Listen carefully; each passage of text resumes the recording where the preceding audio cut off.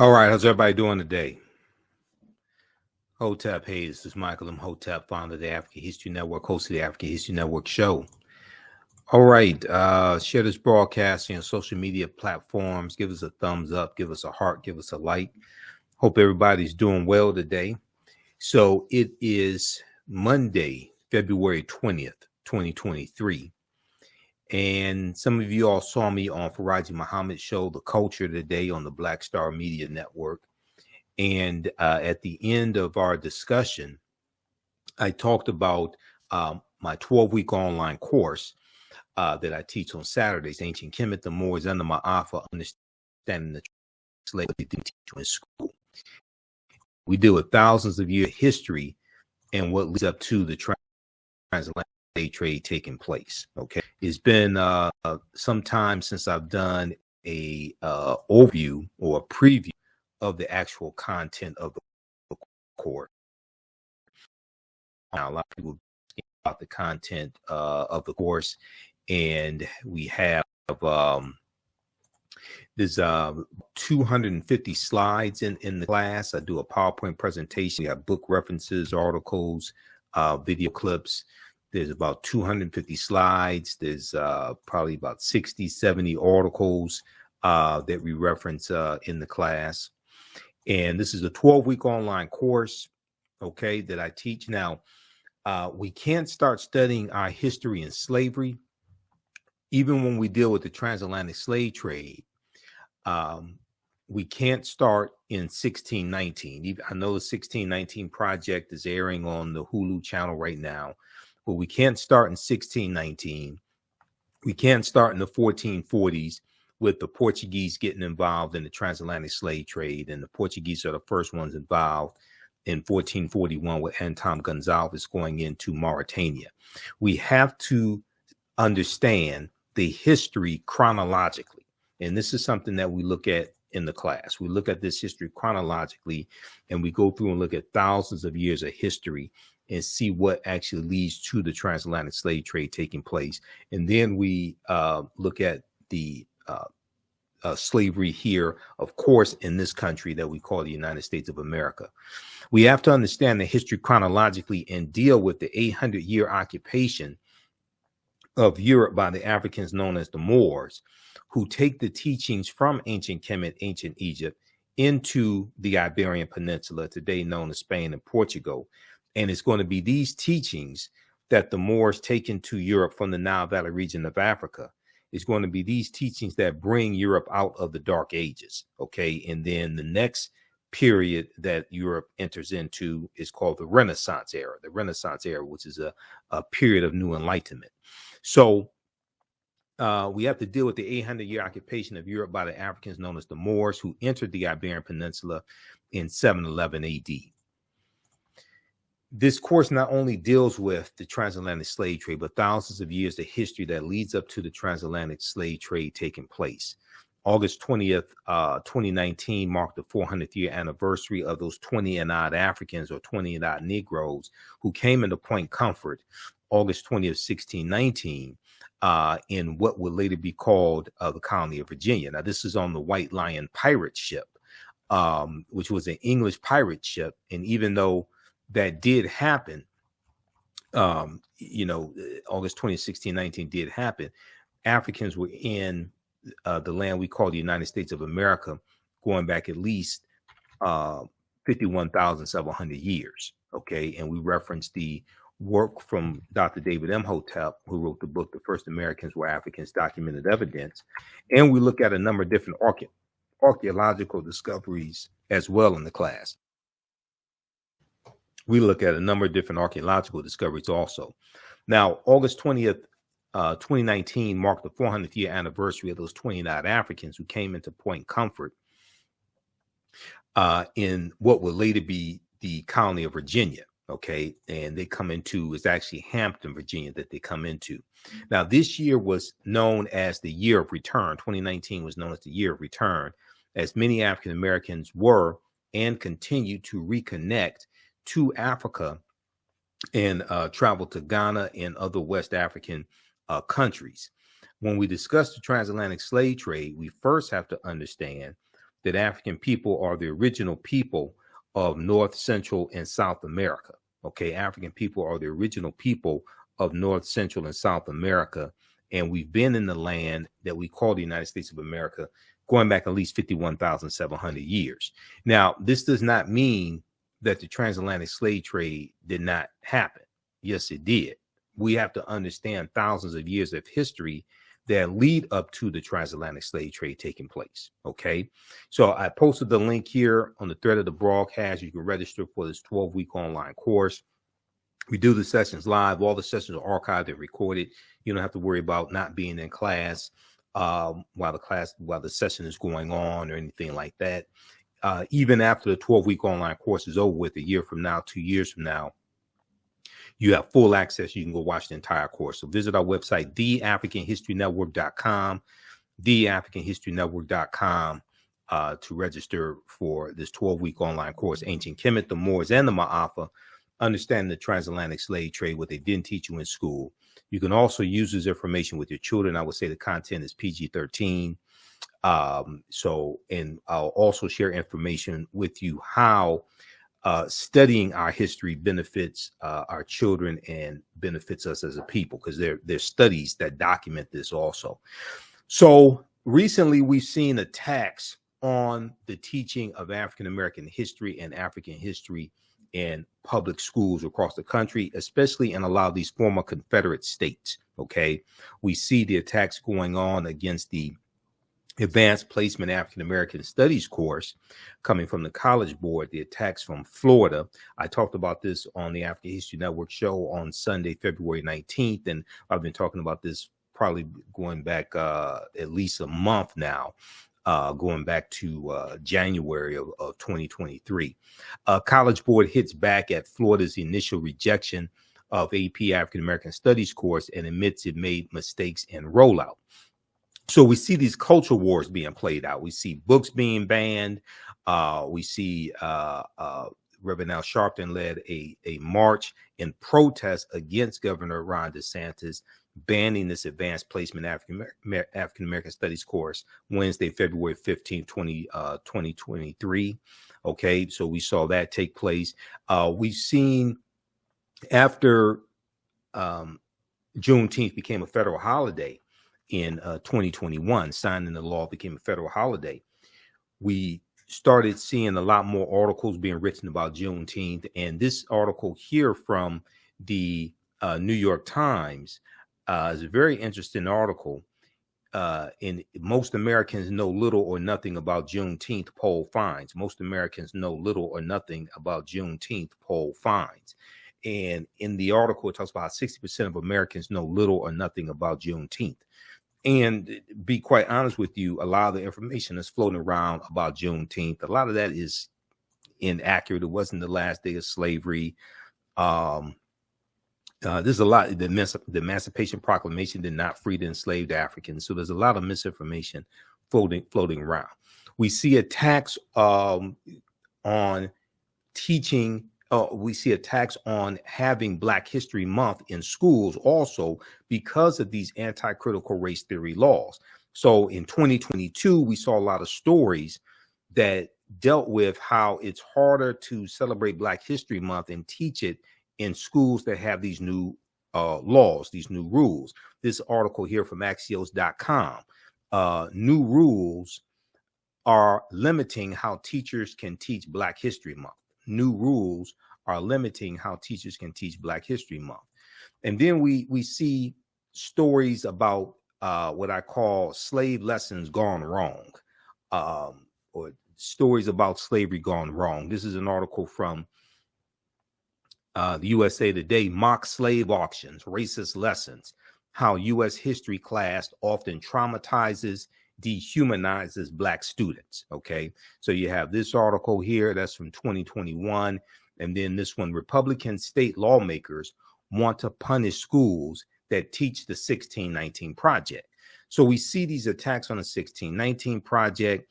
We see these attacks on teaching African American history, African history, etc. And a lot of this has to do with white fear. A lot of this has to do with the fear of the browning of America. Okay, which is why us understanding our history is so critical right now. Yes, it should be taught in every school across the country, as Dr. Carter G. Woodson, who created Negro History Week in 1926, as he correctly stated. Yes, it should be. But what we're dealing with is the fear of the browning of America, and the fear that some white people have that by the year 2043, white people will no longer be the majority population in this country. So if we look at this article here from June 20th, 2018 from the New York Times, fewer births than deaths among whites in majority of U.S. states. Okay. And in this article from the New York Times, it talks about how deaths now outnumber births among white people in more than half the states in the country. Demographers have found signaling what could be a faster than expected transition to a future in which whites are no longer a majority of the American population. The Census Bureau, the U.S. Census Bureau, has projected that white people could drop below 50% of the population around 2045, a relatively slow-moving change that has been years in the making. But a new report this week, when this article came out, it came out in June of 2018. But a new report this week found that white people are dying faster than they are being born now in 26 states out of 50, which is up from 17 states out of 50 just 2 years prior. And demographers say that shift might come even sooner. Quote, "It's happening a lot faster than we thought. It's happening a lot faster than we thought," said Rogelio Saenz, Saenz, who is a demographer at the University of Texas at San Antonio and a co-author of the report. It examines the period from 1999 to 2016 using data from the National Center for Health Statistics, the federal agency that tracks births and deaths. He said he was so surprised at the finding that at first he thought it was a mistake. And we know one of the large contributing factors is the opioid crisis and how it's devastated a lot of white Americans in various states. Now, when you look at the 2020 census, the 2020 census was the first census since 1790 where the population of white people dropped below 60%. It was 57% in the 2020 census. You can go to census.gov and read it. Okay. So we have all this going on right now. So us understanding our history, us understanding African history, African American history is more important than ever based upon what we're dealing with. And we have to understand history, law, politics, and economics. History, law, politics, and economics, because they are all interrelated, interconnected. So when you see me on Roland Martin Unfiltered, you see me on Faraji Muhammad show, The Culture, you hear me talk about this. You listen to the African History Network show, you hear me talk about this as well. Okay, now, so the 1619 project, you've heard me talk about it. You've heard there's some good information there, but you've heard my criticisms about it. And it's important for us to understand that much of what we've been told about Virginia's 1619 first Africans is wrong. Okay. Much of what we've been told about Virginia's 1619 first Africans is wrong. There's a good article from VirginiaMercury.com from August 11th, 2019 that deals with this. And in 1619, codified slave laws didn't exist in any of the 13 colonies. And a lot of people are so shocked when they hear this. The whole way that slavery evolved in this country and even the way race evolved in this country is different than the way we actually think it evolved.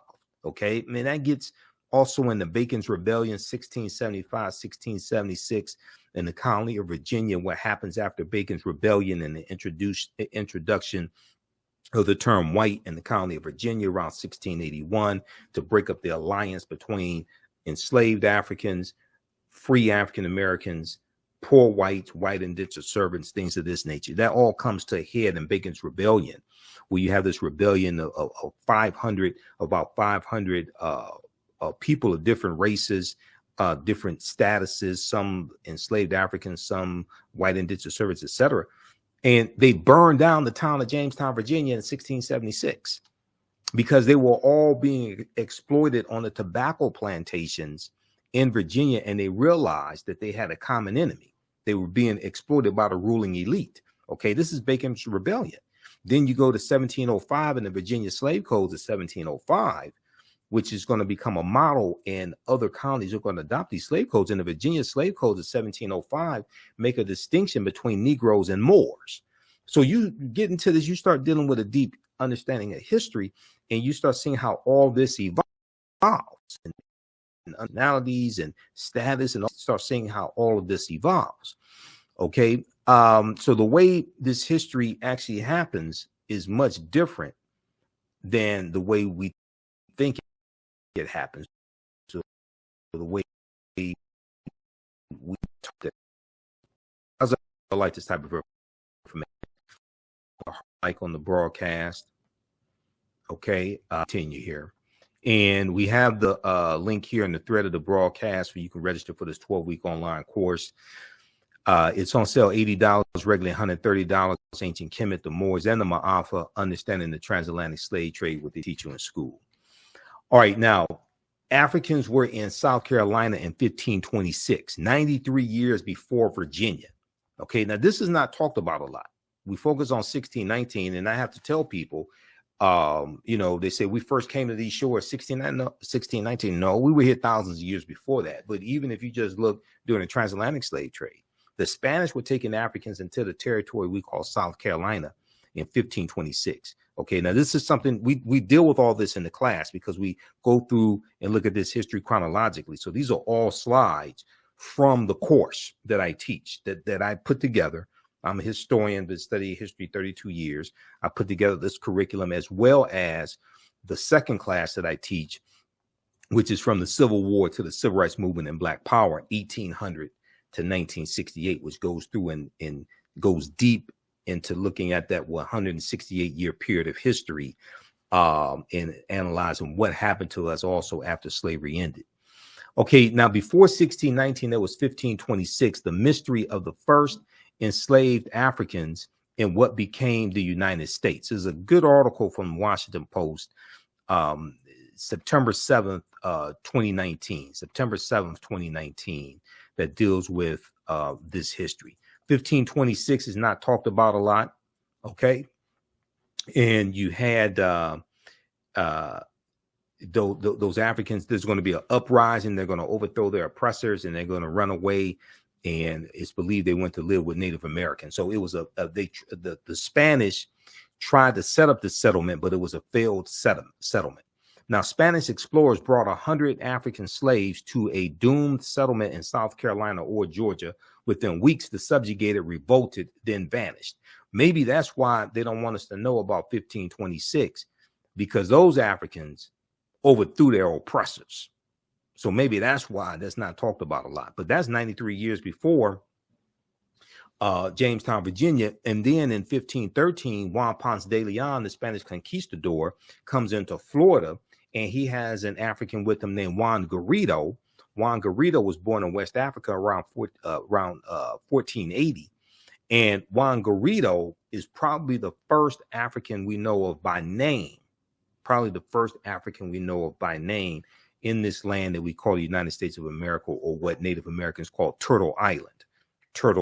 And Dr. David Imhotep talks about Turtle Island in the book, The First Americans Were Africans, Documented Evidence.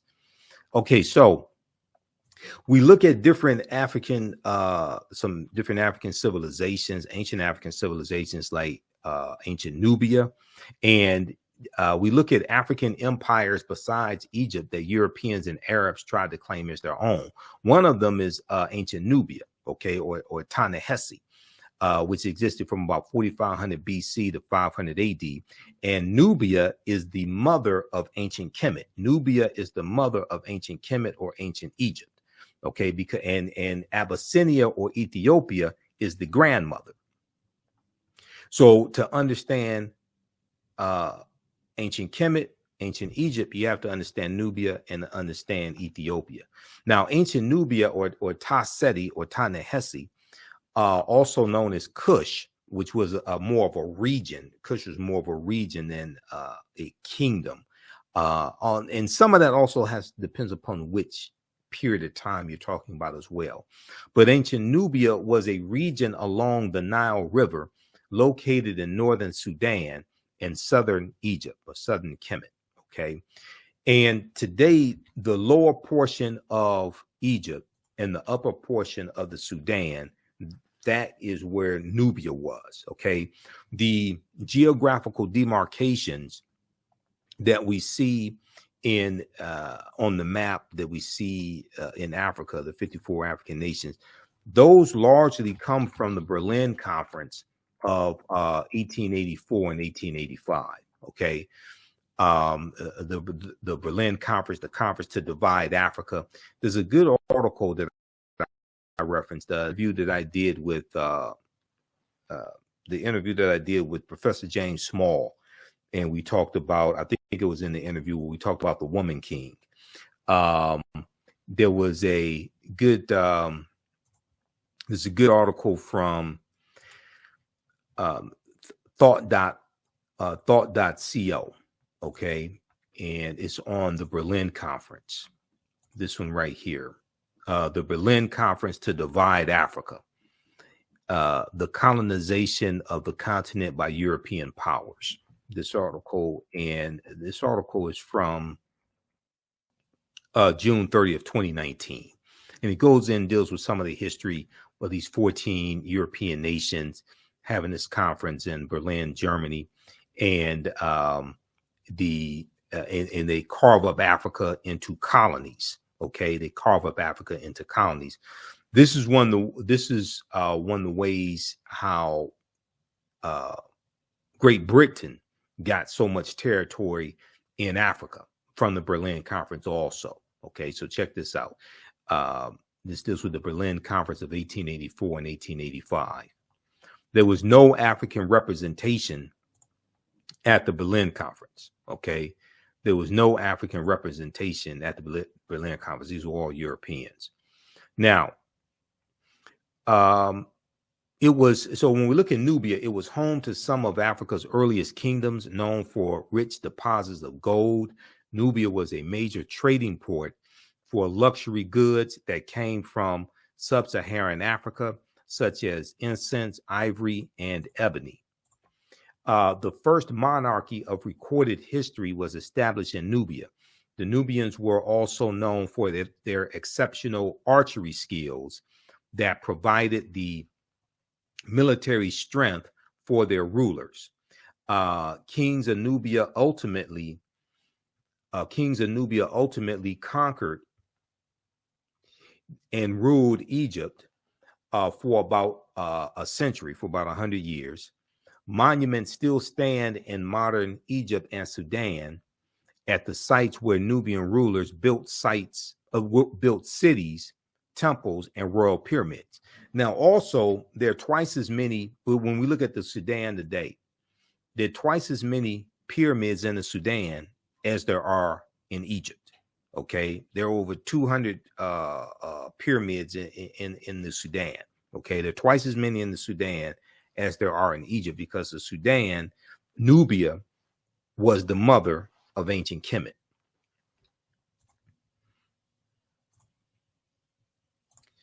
Okay, now in the 1800s, the Western world's interest in Nubia was awakened by the rediscovery of the ancient empire's monuments, which were reported almost simultaneously by individual British, French, and American explorers.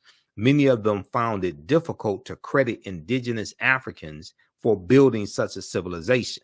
So they tried to say that the Nubians were white as well, just like they tried to say that the ancient Egyptians were white, or some of them said that, some of the archaeologists said the ancient Egyptians were brown skinned Caucasians or something like this, or they tried to say they were Semites, anything but black Africans. They could not admit that these were Negroes. Okay, they could not admit that these were black Africans. They had to be Semites. They had to be brown-skinned Caucasians, biracial, triracial, something like that. All right, in this this clip right here, you have a scientist, a white scientist, disappointed when he finds out that ancient Egyptian pharaohs were Black Africans. They did the scientific analysis, and he had to admit that they were Black Africans. He was disappointed when it happened. This was from this clip was from the History Channel, and we actually posted this on our Facebook fan page, the African History Network. He got thousands of likes. It went viral. Now, during the 1840s, German Egyptologist Carl Richard Lepsius, Lepsius, asserted confidently that the Greek term Ethiopian, when referring to ancient civilized people of Kush, did not apply to Negroes, but was used to describe the reddish-skinned people closely related to the Egyptians who belonged to the Caucasian race. Okay, they do whatever they can to discredit it. They don't want to admit these are Black Africans. Now, Nubia was the first recorded monarch in history. Ancient Egypt is the first major civilization in Africa for which records are abundant. It was not, however, Africa's first kingdom. A March 1st, 1979 New York Times front page article written by journalist Boyce Rensberger reported, quote, evidence of the oldest recognizable monarchy in human history preceding the rise of the earliest Egyptian kings by several generations has been discovered in artifacts from ancient Nubia. End quote. Now, the artifacts including hundreds of fragments of pottery, jewelry, stone vessels, and ceremonial objects such as incense burners were initially recovered from the Cusco Cemetery by Keith C. Seal, a professor at the University of Chicago. Okay, so then we look at the Punic Wars, and we look at civilizations like Carthage and the Carthaginians and their fight against the Romans in the three Punic Wars as well. Now we know Carthage is in North Africa. It's in the area that today is Tunisia. We look at Hannibal Barca, okay, who was a Carthaginian, one of the greatest military strategists in history. He became a general at the age of 26. So we go through and look at that and the Punic Wars and their fight against Rome. We look at the Battle of Cannae, 216 BC, where Hannibal Barca defeats the Roman army, and the Roman army, they lose about 70,000 soldiers in one day. It's looked at one of the greatest military victories in history. We know that Carthage is going to exist from 816 BCE, before the Common Era, or BC, to 146 BC. Carthage is going to be destroyed by Rome in 146 BC. And you also deal with Publius Cornelius Scipio Africanus in the Second Punic War. And after the Battle of Zama in 202 BC, when Publius Cornelius Scipio Africanus defeats Hannibal Barca, was Publius Cornelius Scipio at this point, is going to be after the Battle of Zama that Scipio takes the surname Africanus. Africa was not named after Publius Cornelius Scipio Africanus. He took his surname after the Battle of Zama in 202 BC. And I go through and we deal with linguistics and understand language in the class also, because Africa is a Latin word. Ca is a Latin suffix denoting land. The prefix Afri refers to the Afri, who are a group of Black African people in Algeria and Tunisia. That area where Tunisia used to be called Carthage. Okay, so in Africa means land of the Afri. Okay, it's not named after a Roman general. Africa was not named after a Roman general at all. So as you get deep into the history, then you start studying language and seeing how it relates to history. And a lot of these myths that are being pushed fall apart. Carthage was founded in the 9th century BCE, before the Common Era, on the Gulf of Tunis. From the 6th century BCE onwards, it developed into a great trading empire covering much of the Mediterranean and was home to a brilliant civilization. In the course of the long Punic Wars from 264 BCE to 146 BC, Carthage occupied some of Rome's territories before finally being destroyed by its rival in 146 BCE.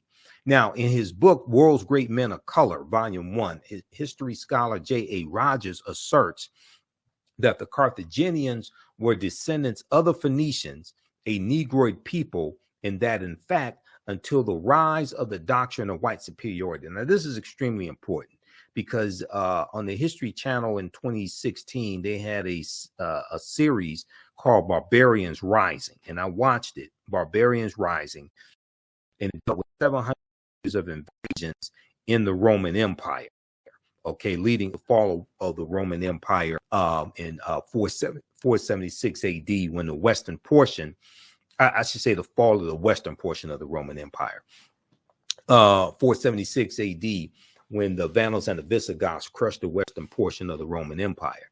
Okay, so you had Nicholas Pennock, this actor Nicholas Pennock, portraying Hannibal Barca because Hannibal was an African man. And you had white people, some white people on social media, not all of them.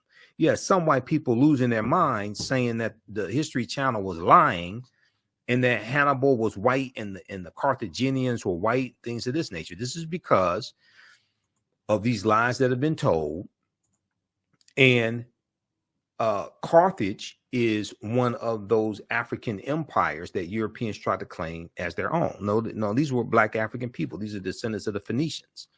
Okay, so J.A. Rogers in World's Great Men of Color, Volume 1, said that the Carthaginians were descendants of the Phoenicians, a Negroid people, and that, in fact, until the rise of the doctrine of white superiority, Hannibal Barca was traditionally known as a Black man.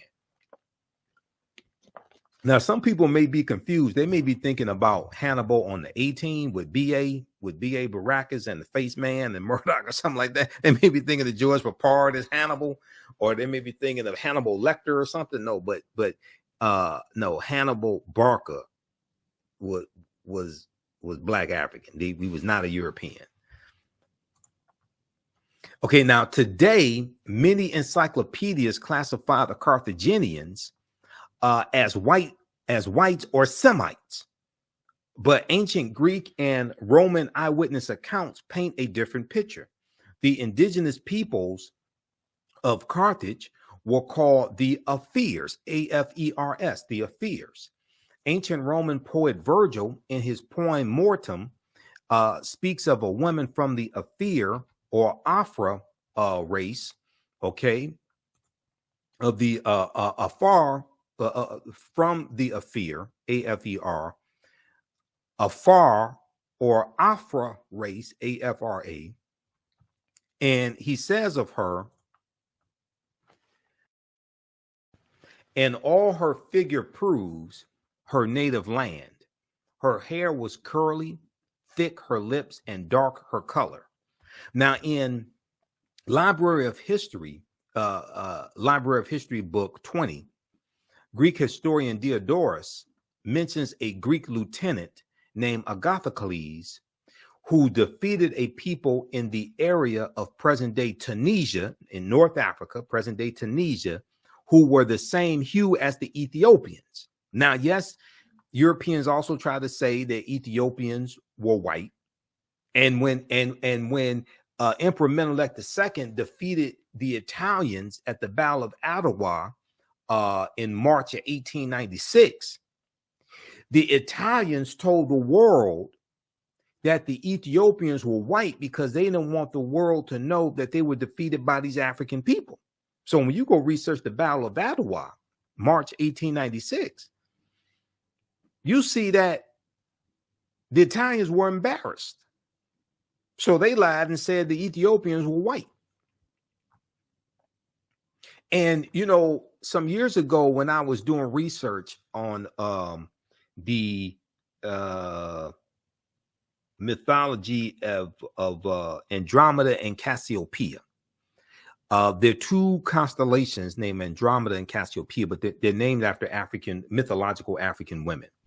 And this comes out of you have them in Greek mythology, but these were African women, because we know, like Zeus, who's the king of the gods in Greek mythology. Zeus, according to Greek mythology, they tell you Zeus came from Ethiopia. Okay, because Zeus was African. But I was researching Andromeda and Cassiopeia, and I came across a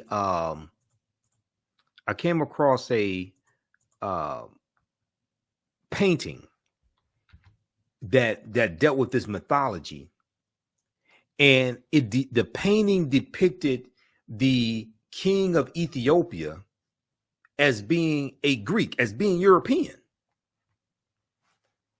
and it was showing the people in the painting as being European. And it was depicting Andromeda, Cassiopeia, things like this as Europeans. So I'm sitting there looking at this painting. It was a picture of the painting online. I'm looking at this. So I called Professor Kaba Hiawatha Kamene. Professor Kaba, some of you have seen or heard some of the interviews I've done with Professor Kaba. He's in the Hidden Colors documentaries. We're in the Black Friday documentaries together. And I said, look, I said, I'm doing research on the mythology of Andromeda and Cassiopeia. And I came across this painting that depicts the king of Ethiopia as being white. I said, when did the Greeks conquer Ethiopia? I don't remember that. He said they didn't. He said they didn't. They just conquered them in the artwork. So if you come across this painting and you see the king of Ethiopia depicted as a European, and you see Andromeda and Cassiopeia depicted as Europeans, then either one, you think the ancient Ethiopians were white, or you'll think that the Greeks conquered the Ethiopians. And both of them are wrong. But this deals with the colonization of mythology, the colonization of image. And as J.A. Rogers said in World's Great Men of Color, okay, the Carthaginians were descendants of the Phoenicians, a Negroid people, and that, in fact, until the rise of the doctrine of white superiority, Hannibal Barca was traditionally known as a black man, because as you have a rise in European powers, you have a rise in white superiority. You have Europeans who reinterpret a lot of these mythological images and religious images. So we know that they were worshiping the Black Madonna Child, okay, all throughout Europe. And there are over 300 images of the Black Madonna Child in France. France probably has the most number of images, paintings and statues and things like this of the Black Madonna Child. And this was being worshipped even before the African Moors go into Europe, because this comes from Asar, Aset, and Heru, who the Greeks called Osiris, Isis, and Horus. This gets into a deep history, which takes you right back to ancient Africa and takes you back to the Nile Valley region of Africa. But as Europeans are going out conquering people's lands in the 1400s, they're going out conquering people's lands. They're recovering from the Black Death, the bubonic plague, which hit Europe in spurts from 1347 to 1400. And Europe loses between a quarter to a third of their population as they're going into the Caribbean and setting up sugarcane plantations, and they're rebuilding Europe, and they're extracting the mineral wealth and extracting Africans out of Africa and enslaving them, things like this. You start seeing a reinterpretation of a lot of these different figures, images, etc. And as you have a rise in European powers, you have a rise in the dominance of the European phenotype. And we go from the Black Madonna Child to the decolorized version of that with the white Mary and Jesus. Okay. All right, Kate. Now, how do you all like this type of information? Give us a thumbs up, give us a heart, give us a like on this broadcast. Visit our website, theafricanhistorynetwork.com, theafricanhistorynetwork.com. And we have the information right on the homepage of the website. 12-week online course, Ancient Kemet, the Moors, and the Ma'afa, Understanding the Transatlantic Slave Trade, what they didn't teach you in school. So this class is on sale, $80 right now. Our next class is Saturday, March 4th, 2023, 2 p.m. to 4 p.m. Eastern Standard Time. Click right here to register for the full course. So I do the sessions live. All the sessions are archived and recorded. Even after the 12-line course is over with, you can go back and watch the entire course as much as you want to. You'll have full access. All right. And then we also have a bundle pack where you get both classes that I teach on sale for $120. That's a $300 value. There will be 5 of my lectures that will be in the video library when you log into your account, and you'll be able to watch 5 of my lectures as a free bonus as well. Now, the second class that I teach deals with history from 1800 to 1968. And this is Black resistance movements from the Haitian Revolution to the Civil War, Civil Rights Movement, and Black Power Movement, 1800 to 1968. So I teach this class on Sundays, 2 p.m. to 4 p.m. Eastern Standard Time. Our next class is Sunday, March 5th, 2023. And with this course here, we study in depth this 168, 170 year period of history. Okay. This is a 12-week online course as well. Same structure as the first class. Click right here to register here. And we have to understand that history leading up to the Civil War, what led up to the Civil War taking place, but then also understand what happened after slavery ended as well. Okay.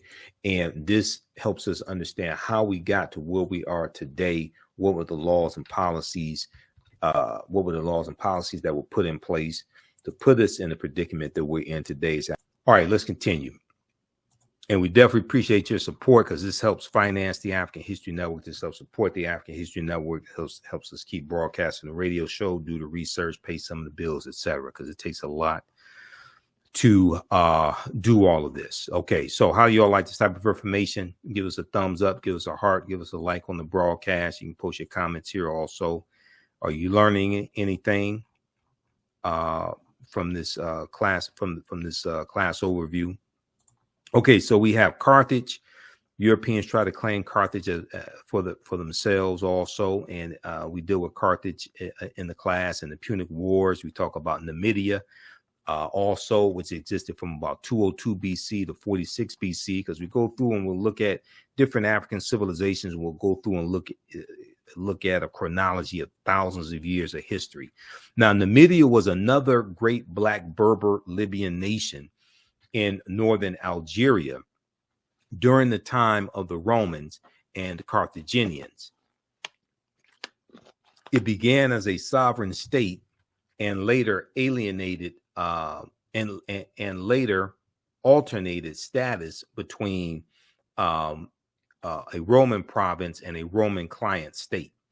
It is considered to be the first major state in the history of Algeria and the Berber world. Okay, it's considered to be the first major state in the history of Algeria and the Berber world. All right. Now, Numidia has also been classified by European and Arab historians as a Caucasian or Semitic built civilization. However, in his book, The Destruction of Black Civilization, Dr. Chancellor Williams declared that Libya was once so nearly all Black that to be called a Libyan meant that one was Black. Okay, Libya was once so Black that to be called a Libyan meant that one was Black. The Greek historian Herodotus, writing about Libya in his Histories, Book 4, stated, quote, "One thing I can add about this country, so far as one knows, it is inhabited by 4 of which 2 and 2 are not. The indigenous people are the Libyans and the Ethiopians. The Libyans and the Ethiopians. The former, the Libyans, occupying the northerly, and the latter, the more southerly parts. The immigrants are the Phoenicians and the Greeks. Now, one of the most famous Berber Moors of the Roman times was Massinissa, the king of Numidia, who assisted the Romans against the Carthaginians during the Punic Wars. Okay, so he teamed up with the Romans to help defeat the Carthaginians. And when you study Hannibal Barca and the Punic Wars, you read about the Numidians siding with the Romans. Okay, all right, now evidence that proves that African people sailed to the Americas long before Columbus. There's a good article from the AtlantaBlackStar.com that deals with this history. And we deal with, there's about 60 or 70 articles that we reference in the class. There's 7 books that we reference also in the course.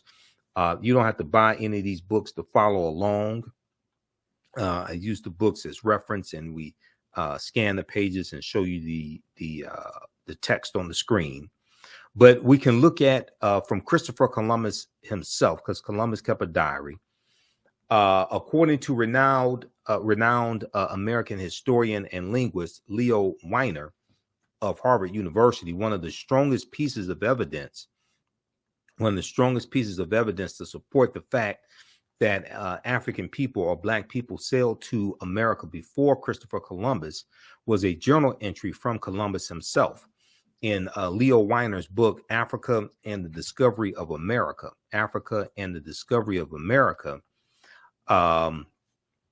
he explains that Columbus noted in his journal that the Native Americans confirmed, quote, black-skinned people had come from the southeast in boats trading in gold-tipped spears.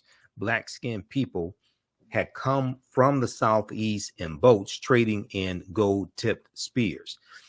Now, the discovery of American narcotics in Egyptian mummies has also left some historians amazed. Recently, archaeologists discovered the presence of narcotics only known to be derived from American plants in ancient Egyptian mummies. These substances included South American cocaine from erythroxylon and nicotine from Nicotiana tabacum. German toxicologist Svelta Balabanova reported the findings, which suggest that such compounds made their way to Africa through transatlantic trade that would predate Christopher Columbus' arrival by thousands of years. Now, we know Columbus never came to the land we call the United States of America. The closest he comes here is 90 miles away, but he's in the Caribbean. He's in Central America. So he's in the Americas, but he never comes to the land we call the United States of America. Now, if we look at Egyptian artifacts in North America, for years, Eurocentric archaeologists have largely turned a blind eye when it came to the discovery of artifacts from ancient Egypt being discovered in the Americas. According to my friend, Dr. David Imhotep, the author of the book, The First Americans Were Africans, Documented Evidence, quote, Egyptian artifacts found across North America, from the Algonquin writings on the East Coast to the artifacts and Egyptian place names in the Grand Canyon, end quote, are all signs of an early arrival in the Americas by Africans. This is also paired with a much earlier account of Black people with incredible skills at sea, seafaring, sailing. Now, back in 445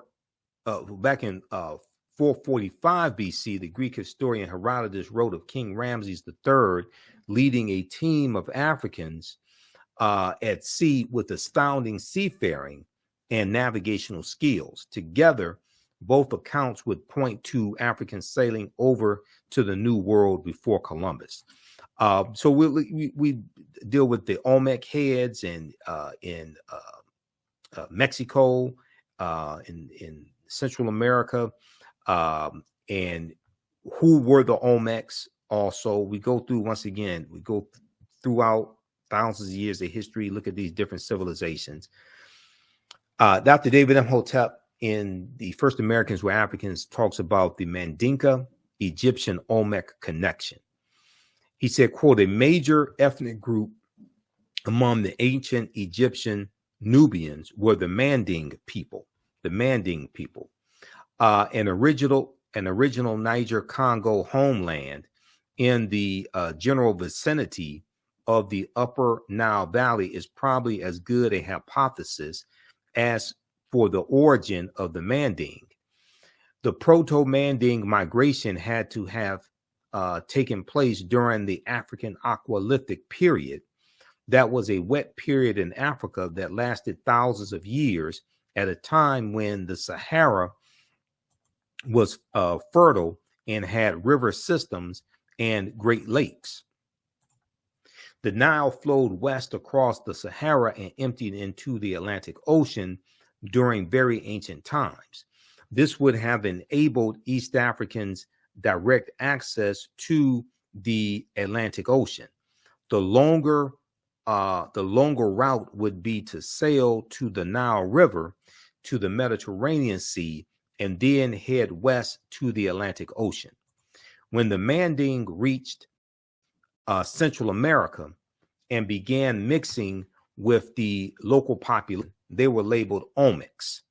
When the Manding reached Central America and began mixing with the local population, they were labeled so a mixture of the or Mandinka and other Indians or American Indians. Do not forget that the Manding made the basics, so the Egyptians, the main and the base of the Olmecs of each other. So he talks on page 2 of The First Americans Were Africans documents. You all have seen the numerous interviews I've done with Dr. David M. And let me refresh the screen right here.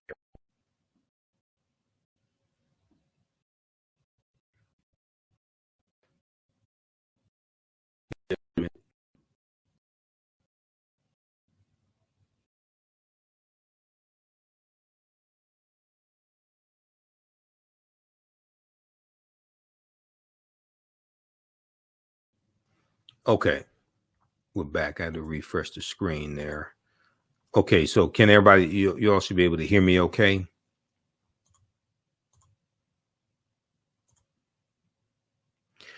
All right, so when the Manding reached Central America and began mixing with the local population, they were labeled Olmecs. The Olmecs were supposedly a mixture of the Manding or Mandinka and American Indians or Amerindians. Do not forget that the Manding made up the base of the Olmecs, so the Egyptians, the Manding, and the base of the Olmecs are related to each other. Okay, this comes from page 82 of The First Americans Were Africans, Documented Evidence by Dr. David Imhotep. His book is a fantastic book, and his first book is out of print. The second book came out in 2021. And that's available at Amazon. The First Americans Were Africans, revised and revised and expanded. Now, in 1311 AD, thousands of years after the Olmec arrived, the Mandinkan Muslim Abu Bakr II sailed 2,000 ships from Mali, West Africa, in the Atlantic, headed west. When they reached South America, they left signs on the rocks at the mouths of rivers, warning followers of dangerous or friendly natives. So Dr. David Imhotep talks about this on page 88 of The First Americans Were Africans, Documented Evidence. There's also a good article from face-to-faceafrica.com called Way Before Columbus, Ancient Malayans Sailed to the Americas in 1311 AD, Common Era, face-to-faceafrica.com from December 5th, 2018.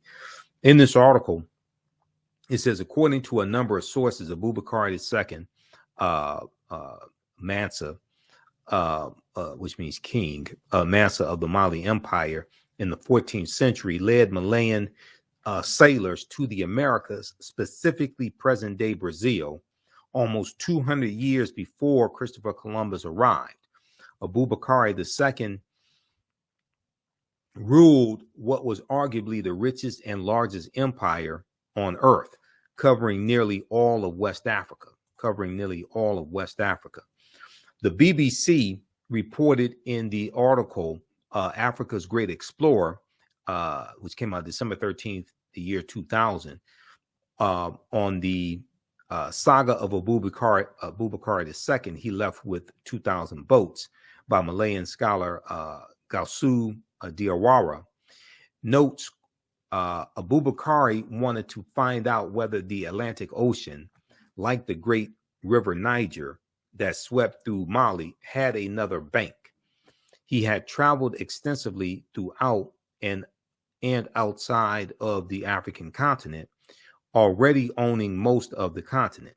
His predecessor and uncle, Sundiata Keita, had already founded the Mali Empire and conquered a good stretch of the Sahara Desert and the great forests along the West African coast. Okay, so we look at West Africa and Ghana, Songhai, and Mali, but also Mansa Musa is also related. There's a relation between Mansa Musa and the fictitious character of T'Challa in Black Panther in Wakanda.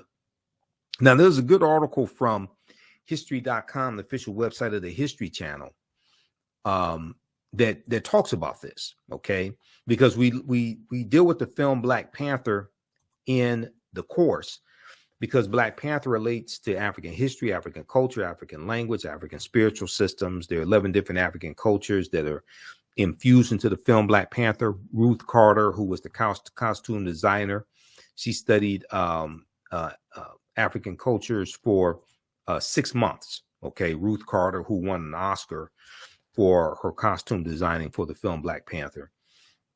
And she incorporated 11 different African cultures into the movie. Okay, so this article here talks about, from the history.com, it says, in the vast fictional universe of Marvel Comics, T'Challa, better known as Black Panther, is not only king of Wakanda, he's also the richest superhero of them all. And although the title of wealthiest person alive involves a tug of war between billionaire CEOs, the wealthiest person in history, Mansa Musa, has more in common with Marvel's first black superhero. Mansa Musa became ruler of the Mali Empire in 1312 Common Era, or AD, taking the throne after his predecessor, Abubakar II, for whom he'd serve as deputy, went missing on a voyage he took by sea to find the edge of the Atlantic Ocean. Mansa Musa's rule came at a time, now this is extremely important right here. Mansa Musa's rule came at a time when European nations were struggling due to raging civil wars and a lack of resources. Okay, so Europe was dealing with poverty, famine, disease, civil wars, things like this, while West Africa is thriving, while the Mali Empire is thriving. During this period, the Mali Empire flourished thanks to ample natural resources like gold and salt. So this article is entitled This 14th Century African Emperor Remains the Richest Person in History. This is from history.com, the official website of the History Channel, March 19th, 2018. So we know the character of Black Panther, T'Challa, was introduced in Fantastic Four issue 52, July of 1966. And it was a 2-part series. And in this comic book, in the first part of the story, T'Challa defeats the Fantastic Four in their own comic book. Okay. And this was the first time we saw like an African superhero like this, or a black superhero like this. And he talks about, at the end of issue 52, as you see, hereditary chieftain of the Wakandans, of the Wakandas, and perhaps the richest man in all the world, Okay, now the panther deity of Bast that we see in the movie, the panther deity that watches over Wakanda, that comes from Bastet, which was a neter or deity in ancient Kemet, ancient Egypt, that was in the form of a lioness, okay, and then later a cat. Ancient Egyptian goddess worshipped in the form of a lioness and later a cat, goddess of warfare in Lower Egypt, worshipped as early as Second Dynasty, around 2890 BCE, before the Common Era. Okay, so the film is so deep because it helps reconnect us to African history, African culture, African language, etc. The language spoken in the film Black Panther is isiXhosa, which is a real African language spoken in Southern Africa. And isiXhosa has the click sounds in it also, and we know the click language was the original language. We know that with the Wakandan salute comes straight out of ancient Kemet. That's as always, right over left. And that is the symbol, that's the pose of the Nasubitis, or the pharaohs in the sarcophagi, the painted coffins, the sarcophagi is right over left. Is the symbol of power, symbol of royalty. And we see that, go all around the world as well. Now, Wakanda is a real word. Wakanda basically means possesses secret powers, and we see the word Wakanda in the Omaha, Ponca, and Sioux Indian languages also. Wakanda is not something just made up. It's a real word. Ruth Carter did a hell of a job on the costume design for the film Black Panther. She was also the costume designer on the film Malcolm X as well. But one of the African influences we see in the film Black Panther, and we go through and study the film Black Panther in the class because there's so much there. And I've done lectures. Well, first of all, I did 3 months of research on the first Black Panther movie to be able to do my lectures on the film Black Panther. And I incorporate a lot of that into this class. Okay. So how do you all like this type of information so far? Post your comments here. Give us a thumbs up. Give us a heart. Give us a like on this broadcast. The Basotho, who are from Lesotho, which is an enclave inside of South Africa. It's a country within a country. They have these blankets that we saw incorporated into Black Panther. These are cultural blankets, the Basotho heritage blankets. These blankets have a deep cultural significance and history. The world-renowned Basotho tribal blankets distinguish this nation from others by the way in which the blankets are worn as part of their everyday life. The designs have been developed over many years with the blessing of the Lesotho royal family. We also see the Ndebele of South Africa represented, also with the gold rings worn around the necks of the Dora Milaje. Okay. And then we see the Ovahimba of Namibia represented in the hairstyle of one of the elders when they are on the side of the mountain and they're watching the ritual combat that was taking place. So at the beginning of the movie, the ritual combat between T'Challa and M'Baku. Okay, that ritual combat comes straight from the comic book, and it takes place at what's called Warrior Falls. That's the name of that waterfalls. It's called Warrior Falls. That's straight out of the Black Panther comic book and Jungle Action comic book. And this is where the ritual combat takes place to determine who's going to sit on the throne of Wakanda. So we go through, and these are all different aspects of the course that I put together that we deal with. Okay, to better understand African history, to better understand ourselves, to better understand African American history. The hat that Angela Bassett's character, Queen Ramonda, who's actually T'Challa's stepmother, if you understand the storyline, because his birth mother dies a few days after he gives birth. That comes from South Africa. Okay, that flat disc hat is a Isicolo. Angela Bassett as Queen Mother Ramonda makes an entrance with a large disc headdress.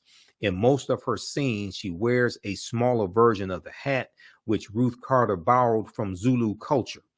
The Isicolo is a hat worn by married women and was traditionally shaped from grass fronds with cotton woven through. Their sizes and colors differ between clans, at times reaching a meter in diameter. For Black Panther, Ruth Carter had Ramonda's dramatic white Isicolo 3D printed according to an interview with Vanity Fair. And here's a picture of her with the Isicolo right here. Okay. All right. And then we know that the costumes of the Dora Milaje are inspired by the Maasai of Kenya. Okay. And the dress of the Maasai of Kenya and the colors from the Kenya as well, from the Maasai as well. The Dora Milaje with their deep red armor and tall spears look like Maasai warriors, which was the look that Ruth Carter was going for. The Maasai shuka is instantly recognizable as the red and blue checkered, sometimes with black, yellow, or green, but red is always the base color. And this is the shawl draped over the semi-nomadic Maasai. Okay, so there's so many African influences in the film Black Panther. We use Dr. David Imhotep's book, The First Americans Were Africans, Documented Evidence as a Reference. He's a friend of mine. I've interviewed him like 13, 14 times. So some of you all have seen the interviews I've done with him as well, or heard the interviews on the African History Network show.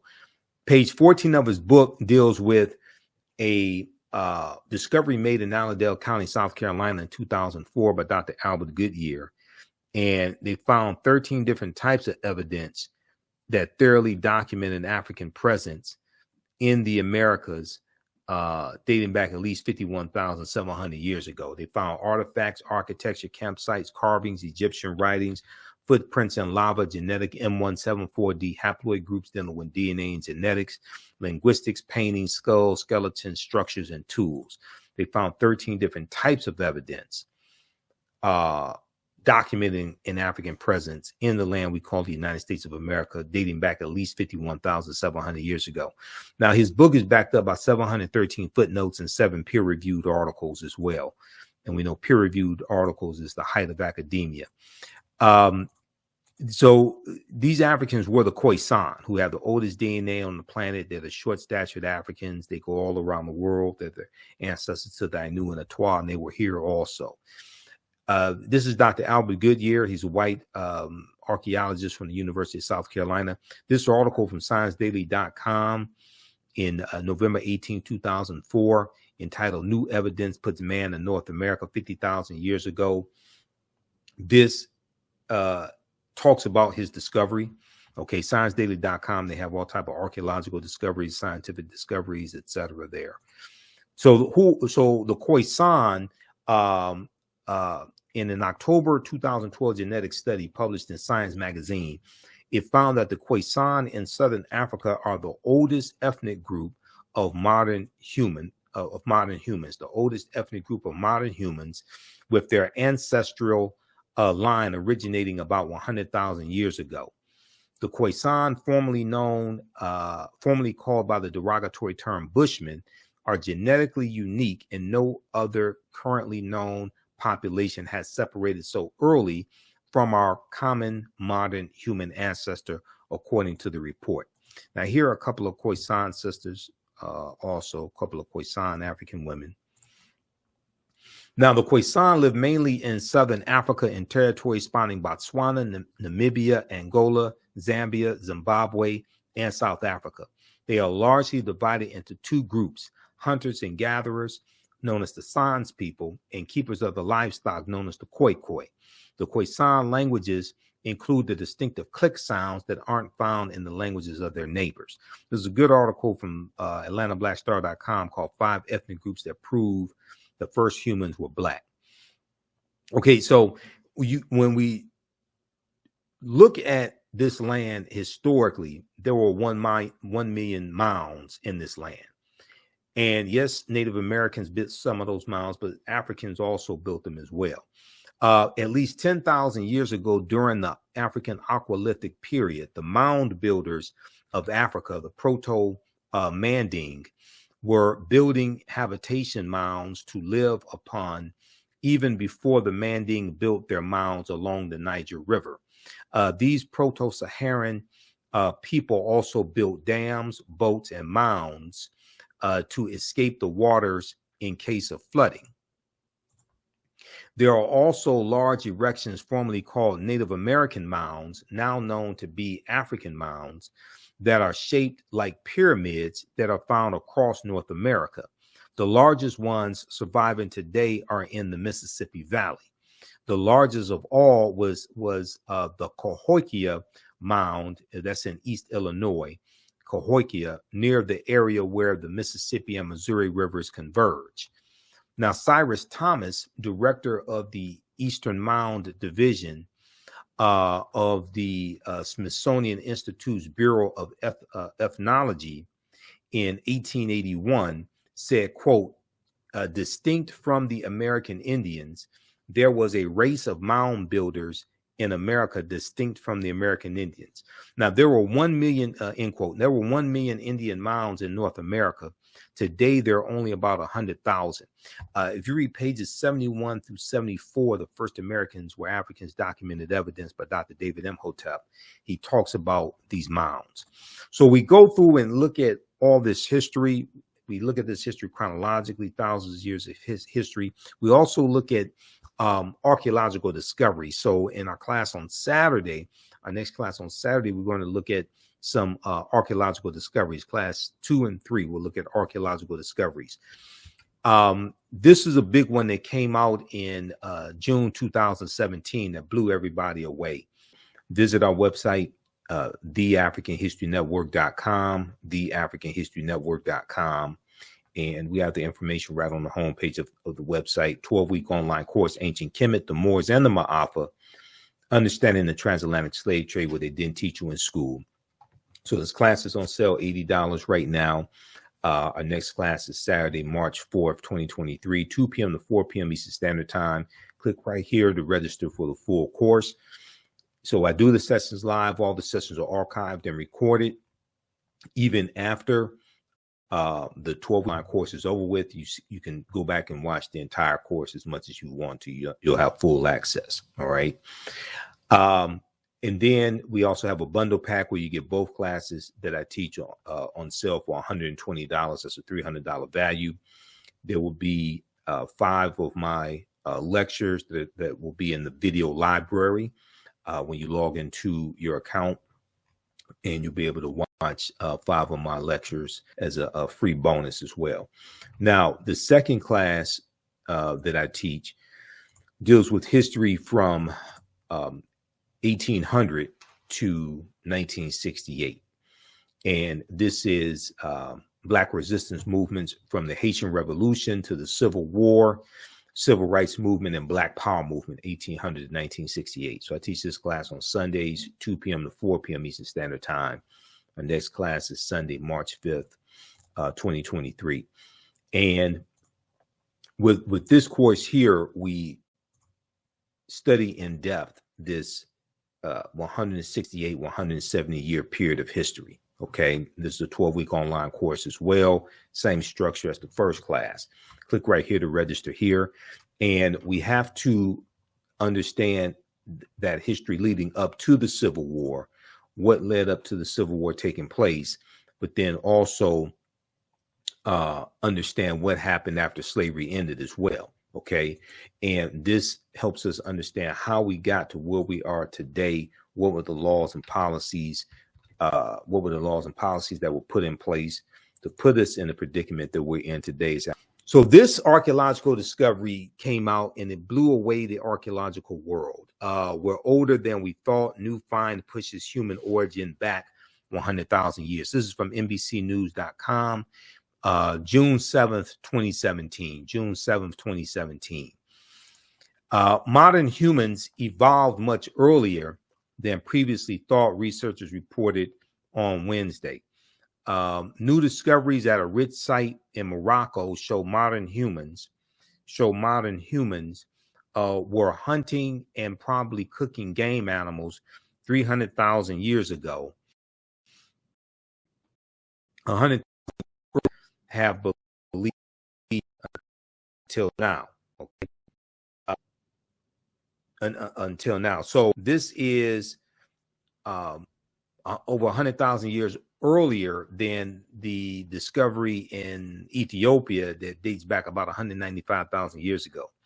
New discoveries and new dating methods show that, in fact, many of the bones belong to modern Homo sapiens, and they lived as far back as 300,000 or 350,000 years ago. The earliest previous Homo sapiens bones date back 195,000 years ago, and they're from clear across the continent in modern-day Ethiopia. Taken together, the findings show modern humans were dispersed across Africa long before anyone ever thought. So the deeper they dig, the blacker the planet gets, the more research they do, the older we get. And what these archaeological discoveries are showing is that all of this is much older than we actually thought. African people are older than we thought. We were migrating out of East Africa earlier than we thought. We were here in this land we call the United States of America much earlier than we thought. We did not first come here conquered and shackled and chained by Europeans. No, this was our land stolen from us. This article from February 2010, New York Times, on Crete, new evidence of very ancient mariners. It talks about how stone tools were found on the Greek island of Crete over the course of 2 summers, and these stone tools date back 130,000 years ago, which pushes maritime sailing in the Mediterranean back thousands of years. It causes them to have to rethink everything, push the timeline back. The deeper they dig, the blacker the planet gets, the more research they do, the older we get. This study right here deals with how positive feelings about blackness improve academic performance for Black girls. This is why this type of information is so important, not just for African Americans, but also for our youth. Believing that Black is beautiful, an important mantra of self-acceptance and self-love, could pay major dividends in school, a new study finds. An article in the Journal of Blacks in Higher Education, an article in the Journal of Blacks in Higher Education focuses on a new study from Sharita Butler Barnes, a professor at Washington University in St. Louis, which finds that young Black women with strong racial identity are more likely to be academically engaged, curious, and persistent. The survey looked at 733 Black middle and high school girls in 3 socioeconomically school districts in the Midwest. The study, called Promoting Resilience Among African American Girls, Racial Identity as a Protective Factor, was published on the Child Development Journal website, and found that feeling positive about being Black, along with feeling supported by their schools, correlated with the girls' greater academic motivation. Researchers also found that feeling good about your racial identity could act as a buffer for students in hostile or negative academic environments. Researchers also found that feeling good about your racial identity could act as a buffer for students in hostile or negative academic environments. Persons of color who have unhealthy racial identity beliefs tend to perform lower in school and have more symptoms of depression, end quote, Professor Sharita Butler Barnes noted. She went on to say, we found that feeling positive about being Black and feeling support and belonging at school may be especially important for African American girls, classroom engagement, and curiosity. Feeling connected to the school may also work together with racial identity attitudes to improve academic outcomes. Read this article here from theroot.com. New studies find that positive feelings about Blackness improve academic performance for Black girls. This is from January 10th, 2018 from theroot.com.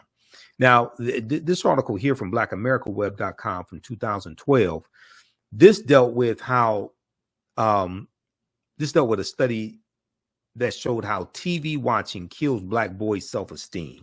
TV watching, excessive TV watching, kills Black boys' self-esteem. A new study, a new, precise, and exhaustive year-long study finds that watching television regularly distorts and ultimately destroys the self-esteem of young Black males, who often find themselves comparing one another to the characters they view on air, leaving them feeling trapped and as if there are, quote, very few positive life paths they can aspire to, end quote. So there are numerous outlets that ran this story. This particular one comes from blackamericaweb.com, July 14, 2012. So then we have this study right here. This is a joint study by the University of Pittsburgh and Harvard University. It deals with how African-American teens with racial pride do better in school. And University of Pittsburgh has an article, Can Instilling Racial Pride in Black Teens Lead to Better Educational Outcomes? Pitt University study shows racially conscious parenting strategies can be the key to student success in school. AfricanGlobe.net has the article, Black Teens with Racial Pride Do Better in School, from January 1st, 2013. African-American teenagers perform better academically when their parents instill in them a sense of racial pride.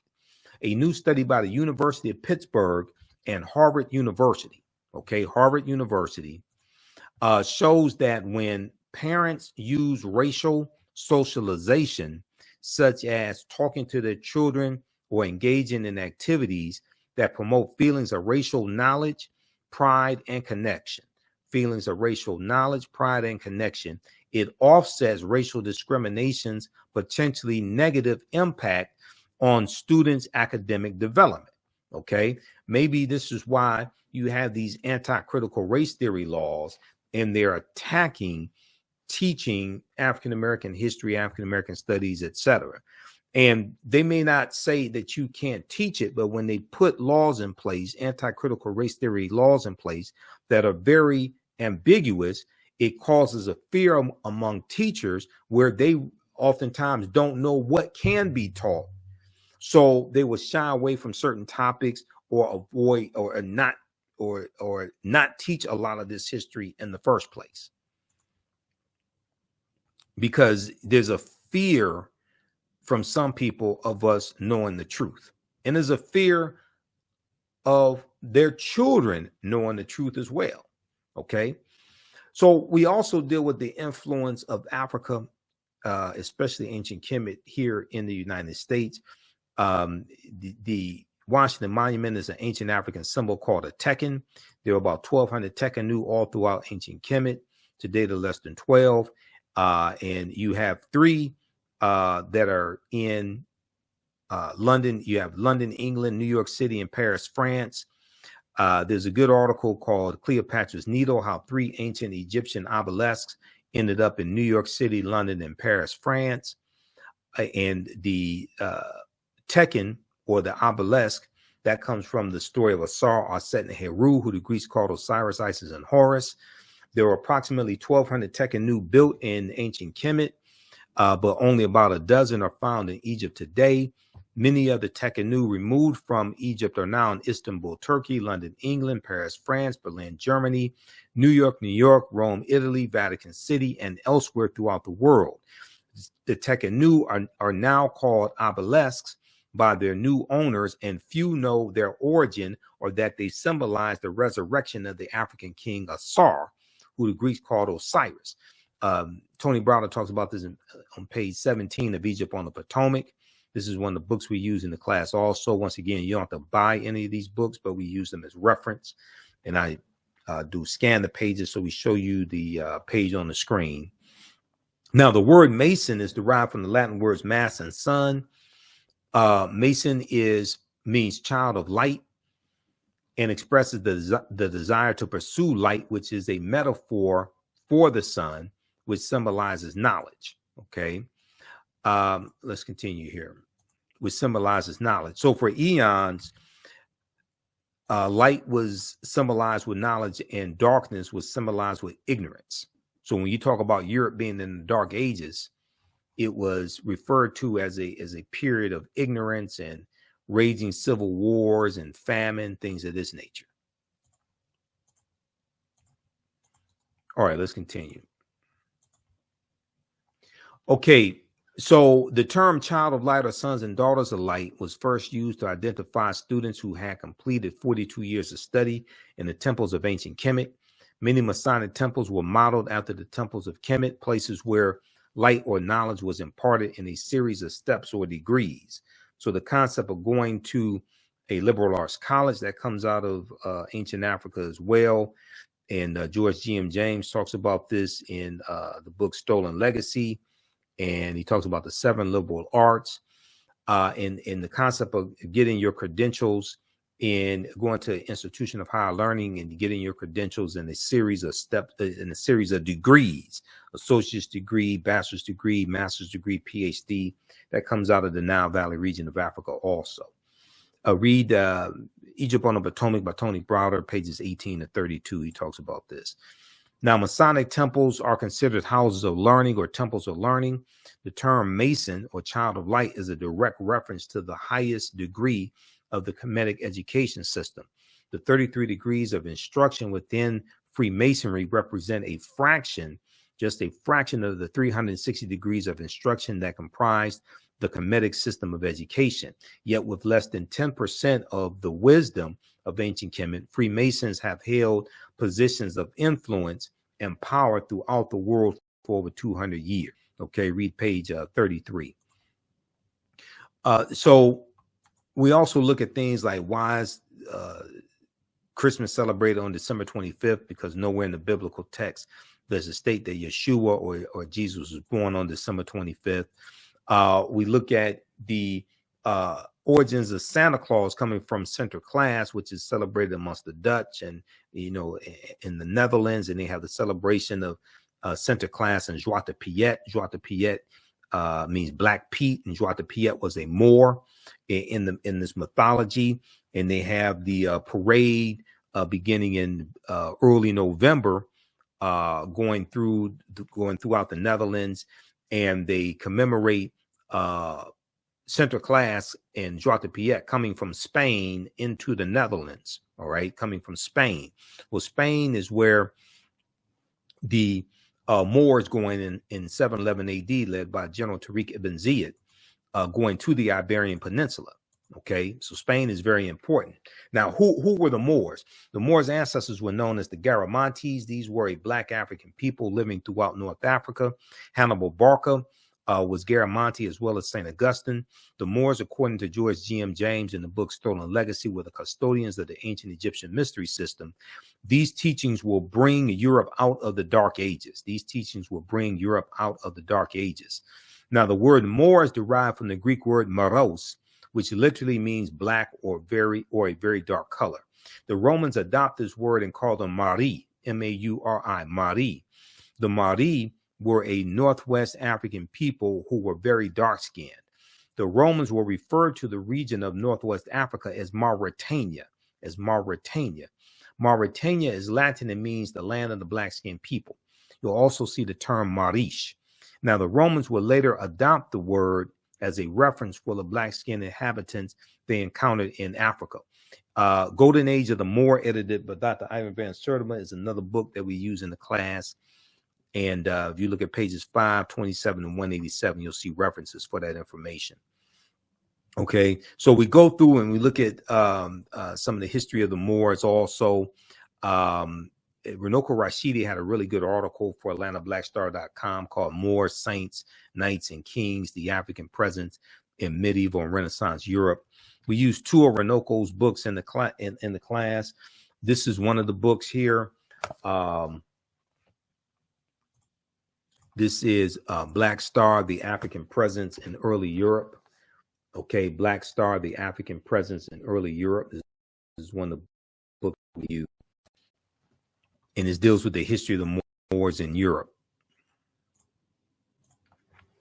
So the study of the African presence in history, whether in the African diaspora or Africa itself, is a really rewarding endeavor. In this study, we realized that slavery alone is not African history, and that the African history, everybody's history. The history of African people, Black people, is rich and comprehensive, inspiring, and often known. Nowhere is this more the case than the African presence in medieval and Renaissance Europe. Now, according to the Oxford English Dictionary, the Moors, as early as the Middle Ages and as late as the 17th century, were, quote, commonly supposed to be black or very swarthy, and hence the word is often used for Negro, end quote. In the early 8th century, after a grim and extended resistance to the Arab invasions of North Africa, the Moors joined the triumphant surge of Islam. Following this, they crossed over from Morocco over to the Iberian Peninsula, where their swift victories and remarkable feats soon became the substance of legends. In July 710, Tarif, with 400 foot soldiers and 100 horses, all Berbers, successfully carried out a mission in southern Iberia. That was the reconnaissance mission, to get the lay of the land and see what's going on. Then Tariq goes in 711 AD. Tarif, an important city in southern Spain, is named after him. Then in 711 AD, Tariq ibn Ziyad goes in also, okay? And wasting no time to relish his victory, Tariq pushed on with his dashing and seemingly tireless Moorish cavalry to the Spanish city of Toledo. Within a month's time, General Tariq ibn Ziyad had effectively terminated European dominance of the Iberian Peninsula. Okay, so we also talk about Ghana, Shanghai, and Mali. One of the things that I've added to the class, because I've been teaching this class on and off since 2017, is we'll also talk about Queen Nzinga of the modern day Angola, because we know that the documentary from executive producer Jada Pinkett Smith is on Netflix now, African Queens, and the first installment deals with Queen Nzinga.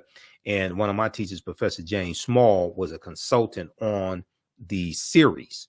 Okay, so when I interviewed him in January, we talked about Queen Nzinga, and we talked about the African Queens series also. We also talked about Godfather of Harlem, because he's the technical consultant. He's the historical consultant on Godfather of Harlem. So we definitely have to deal with Christopher Columbus in this class to get a better understanding of the spread of the transatlantic slave trade and the involvement of Spain, because the Spanish are the second ones. The Spanish are the second ones involved in the transatlantic slave trade. Okay, and we know the Portuguese are the first ones involved, and Spain and Portugal are right next to each other. Now, convinced that what was Columbus looking for? Convinced that he would find a new lucrative sea route to the Orient, to Asia, by sailing west to find silk, tea, spices, gold, etc. This was big business in the 15th century. Okay, Europeans lost their trading route to Asia because of the fall of Constantinople to the Ottoman Turks. Okay, so the Ottoman Turks captured Constantinople and thus divert the trade in Eastern European slaves away from the Mediterranean to Islamic markets. The Italians increasingly look to North Africa as their source for slaves. All right, now Columbus never found that direct water route from the west going east that he was looking for. When we look at where he goes on his 4 voyages, he never comes to the land we call the United States of America. Okay, he goes into Cuba, Haiti, Puerto Rico, Honduras, Panama, the Bahamas, Hispaniola. The western third of the island of Hispaniola is where Haiti is, etc. He never comes to the land we call the United States of America. If you go to history.com and search for Columbus, they have a good chart there. It shows you where he went on his 4 voyages. Now, what was the transatlantic slave trade? And how is this different from the slave trade? Now, the widespread enslavement of diverse peoples for economic and political gain has played a fundamental role throughout human history in the development of nations. Ancient Greek and Roman societies operated by using slave labor, as did many European countries in the modern period. As early as the Middle Ages, Mediterranean cities were supplied with Moorish black slaves from Muslim countries in North Africa. By comparison, the slave trade is a term which has grown to be associated specifically with the transatlantic trade or the triangular trade that spanned for centuries, roughly it goes back to 1441, but some people put it at 1518 because that deals with the Asiento de Negros of August 1518, signed by King Charles V of Spain, which drastically expands the transatlantic slave trade and increases the need for enslaved African labor. This involved three continents, Europe, Africa, and the Americas, and was responsible for human suffering on an unprecedented scale. Now, Brazil doesn't abolish slavery to 1888. 1865 is when it is abolished in the United States, but Cuba doesn't abolish it. Cuba abolishes it in 1886, and it's 1888 in Brazil. Now, slavery comes to the New World. African slaves were first brought to the New World shortly after the discovery by Christopher Columbus of the so-called New World.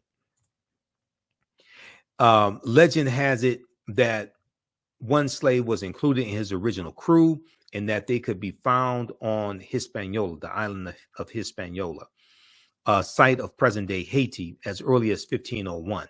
Upon his arrival in the Bahamas, Columbus himself captured 7 of the natives for their quote-unquote education, that's what he said, on his return to Spain.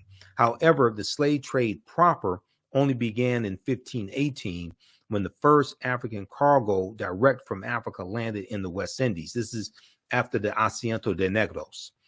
The importation of Africans to work in the Americas was the inspiration of the Spanish bishop Bartolomé de las Casas, whose support of black slavery was motivated by humanitarian concerns. And de las Casas is a bishop. Bishop Bartolomé de las Casas, he travels on some of the voyages with Columbus. He keeps a diary and he documents the atrocities that Columbus inflicts on the indigenous people. And he said that Columbus was responsible for killing 12 million to 25 million indigenous people. Okay, so he's going to advocate that they stop enslaving Native Americans, try to save their souls. They suffered enough, and enslave African people, okay, and white people to a lesser extent. He argued that the enslavement of Africans and even some whites, proving that in the early period, slavery did not operate according to exclusive racial demarcations. He argued that this would save the indigenous American Indian populations, which were not only dying out, but engaging in large-scale resistance as they opposed their excessively harsh conditions. As a result, King Charles V of Spain agreed to the Asiento de Negros, or slave trading license of 1518, which later represented the most coveted prize in European wars, okay, as it gave to those who possessed it a monopoly in slave trafficking. And this drastically expands the transatlantic slave trade, okay? All right. Now, we know there are at least 262 skills, trades, and crafts that African people had in this country from 1619 to 1865. We were the anchor makers, artists, bakers, barrel makers, bartenders, basket makers. We dealt with decorative furnishing. We were jockeys, herb doctors, horse trainers, gardeners, brick makers, fishermen, engineers. The book of the Other Slaves, Mechanics, Artisans, and Craftsmen, 1978, by James Newton and Ronald Lewis, goes through and breaks this down. There were at least 262 skills, trades, and crafts that African people had in this country from 1619 to 1865. Okay, so this is just a sample of the type of information that we deal with in this 12-week online course that I teach. Ancient Kemet, the Moors, and the Ma'afa, understanding the transatlantic slave trade, what they didn't teach you in school. There's over 200 that we reference as well. Visit our website, theafricanhistorynetwork.com, theafricanhistorynetwork.com. And we have the information right on the homepage of the website. 12-week online course, Ancient Kemet, the Moors, and the Ma'afa, Understanding the Transatlantic Slave Trade, what they didn't teach you in school. So this class is on sale, $80 right now. Our next class is Saturday, March 4th, 2023, 2 p.m. to 4 p.m. Eastern Standard Time. Click right here to register for the full course. So I do the sessions live. All the sessions are archived and recorded. Even after the 12-line course is over with, you can go back and watch the entire course as much as you want to. You'll have full access. All right. And then we also have a bundle pack where you get both classes that I teach on sale for $120. That's a $300 value. There will be 5 of my lectures that will be in the video library when you log into your account, and you'll be able to watch 5 of my lectures as a free bonus as well. Now, the second class that I teach deals with history from 1800 to 1968. And this is Black resistance movements from the Haitian Revolution to the Civil War, Civil Rights Movement, and Black Power Movement, 1800 to 1968. So I teach this class on Sundays, 2 p.m. to 4 p.m. Eastern Standard Time. Our next class is Sunday, March 5th, 2023. And with this course here, we study in depth this 168, 170 year period of history. Okay, this is a 12-week online course as well. Same structure as the first class. Click right here to register here. And we have to understand that history leading up to the Civil War, what led up to the Civil War taking place, but then also understand what happened after slavery ended as well. Okay, and this helps us understand how we got to where we are today. What were the laws and policies? What were the laws and policies that were put in place to put us in the predicament that we're in today as African Americans, to understand where we need to